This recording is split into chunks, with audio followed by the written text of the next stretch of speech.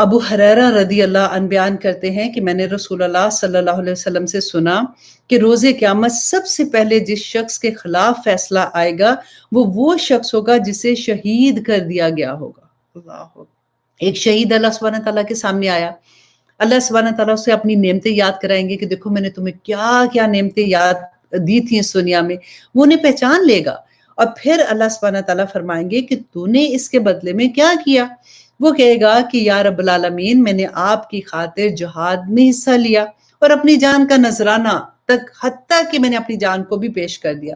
اللہ سبحانہ تعالیٰ کیونکہ دلوں کے حال جان رہے ہوں گے نا، یہ سارے شہیدوں کے بارے میں نہیں ہے، یہ ان کے بارے میں جن کی نیتیں ایسی تھی کہ اللہ سبحانہ تعالیٰ فرمائیں گے کہ تو جھوٹ کہتا ہے، تو نے تو داد شجاعت حاصل کرنے کی خاطر ایسا کیا تھا کہ لوگ سمجھے کہ یہ تو اتنا بہادر ہے، تو نے اتنے بڑے بڑے میڈلز لگائے ہوئے تھے کہ تجھے یہ مقام مل جائے، تجھے یہ مقام مل جائے۔ دیکھیں وہ مقام ملنا کوئی غلط بات نہیں ہے،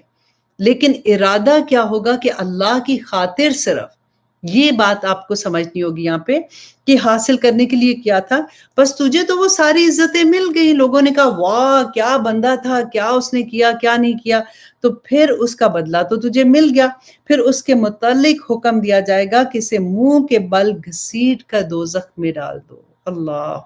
دوسرا شخص وہ عالم ہوگا جو دنیا میں قرآن پڑھتا پڑھاتا ہوگا، ربنا لا تجعل منہم، جو قرآن پڑھتا پڑھاتا ہوگا لوگوں کو، اللہ سبحانہ تعالیٰ کا دین سکھاتا ہوگا، اللہ سبحانہ تعالیٰ اس کو پیش کیا جائے گا، فرشتے اس کو لے کے آئیں گے، اللہ سبحانہ تعالیٰ اگین وہی کہیں گے کہ تمہیں اس پہ ساری اپنی نعمتیں پیش کریں گے، پہچان لے گا، اللہ سبحانہ تعالیٰ کہیں گے کہ اس کے بدلے میں تو نے کیا کیا؟ وہ کہے گا کہ یا رب العالمین، میں نے تو اپنی ساری زندگی قرآن پڑھایا اور سیکھا سکھایا، تو اللہ سبحانہ تعالیٰ اس سے کہیں گے کہ تم جھوٹ کہتے ہو، تم نے جو کچھ کیا تم نے اپنی اس وجہ سے کہ تمہاری واہ واہ ہوتی کہ تمہیں لوگ سمجھتے یہ تو اتنی خوبصورت آواز، یہ تو اتنا اچھا قاری تھا، اس نے تو یہ کیا، اس نے وہ کیا، تو فرشتوں کو حکم دے دیا جائے گا، پھر زبان سے آنیسٹلی لفظ نہیں نکلتا، پھر وہی حکم دیا جائے گا کہ اس کو گھسیٹ کے دوزخ میں پھینکو، کیونکہ اس کی نیت وہ نہیں تھی، اس نے کس مقصد سے یہ سارا کچھ کیا تھا۔ اور تیسرا وہ شخص جو بڑا سخی تھا، دبا کے